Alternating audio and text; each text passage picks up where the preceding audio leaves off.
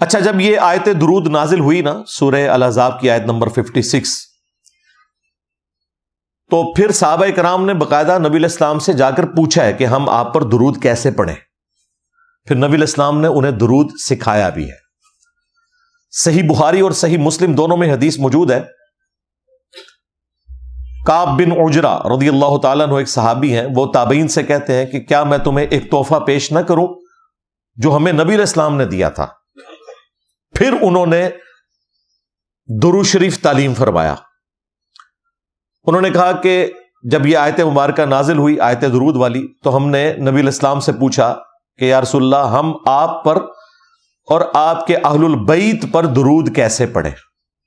لہذا درود شریف میں آل محمد سے مراد اہل البیت ہے، یہ ذہن میں رکھیے گا، کیونکہ بخاری میں موجود ہے کہ اہل البیت پر کیسے درود پڑھیں آپ کے ساتھ.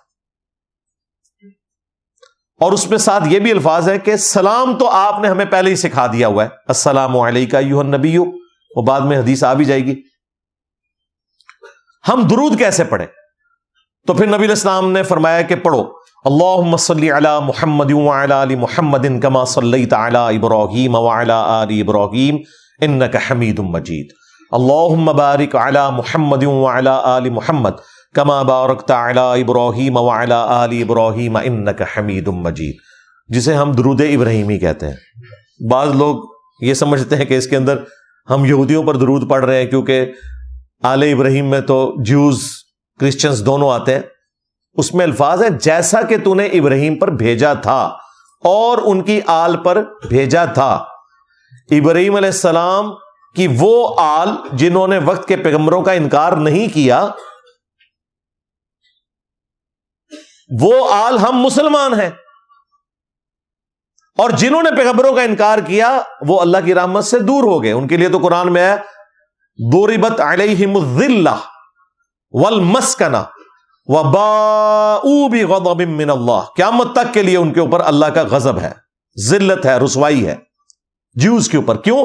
انہوں نے عیسیٰ ابن مریم کا انکار کیا، پیغمبر کا انکار کر کے آل ابراہیم ہوتے ہوئے بھی مردود بارگاہ ہو گئے.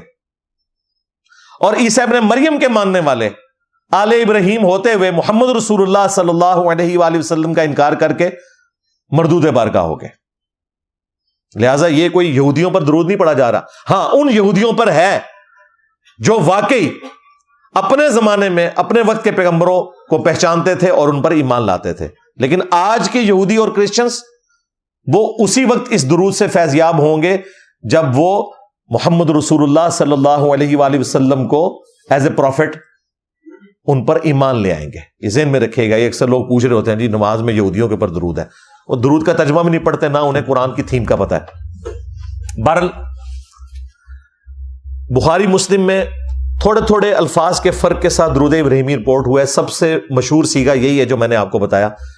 ایک اور سیگا ہے، وہ بخاری مسلم دونوں میں ہے، اس میں آل محمد کی بجائے ذکر ہے ازواجہ و ذریتہ، یعنی آل کی جگہ نبی علیہ السلام نے اسے مزید کھولا، نبی علیہ السلام کی بیویوں پر اور ان کی اولاد پر، ازواجہ و ذریتہ. باقی الفاظ وہی ہیں جو درود ابراہیمی والے ہیں، تو وہ بھی آپ پڑھ سکتے ہیں.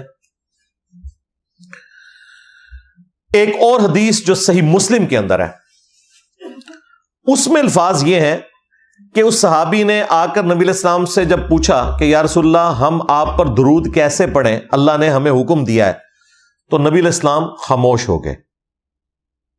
صحابہ کرام ڈر گئے. انہوں نے کہا کاش ہم نبی علیہ السلام سے سوال ہی نہ کرتے، کیونکہ قرآن میں آیا تھا نا کہ زیادہ سوال نہیں کرنے، نبی خود تعلیم فرما دیں گے جو چیز تعلیم کرنی ہوگی.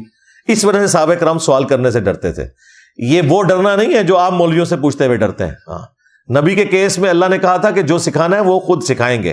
تم نے موسیٰ علیہ السلام کے ماننے والوں والا کام نہیں کرنا کہ انہوں نے بال کی کھال اتارنی شروع کر دی تھی.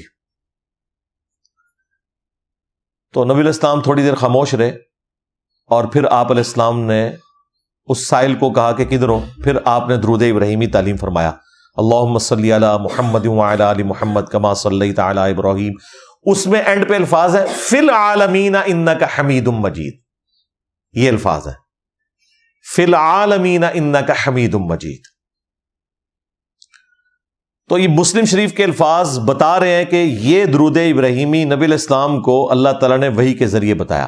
ویسے تو نبی علیہ السلام کو جو بھی دین سکھایا گیا وحی کے ذریعے سکھایا گیا، لیکن یہ تھوڑی دیر کے لیے خاموش ہونا، یہ پریکٹیکلی وہ انسیڈنٹ بھی ہمارے سامنے آ گیا کہ نبی علیہ السلام خاموش ہوئے، اور خاموشی کا مطلب یہ تھا کہ آپ کو اللہ تعالیٰ بتائے گا کہ اب اس سائل کو کیا جواب دینا ہے. تو درود ابراہیمی وہ درود ہے جو اللہ تعالیٰ نے خود تعلیم فرمایا اپنے نبی علیہ السلام کو، اور نبی صلی اللہ علیہ وآلہ وسلم نے اپنی امت تک اس درود کو پہنچایا.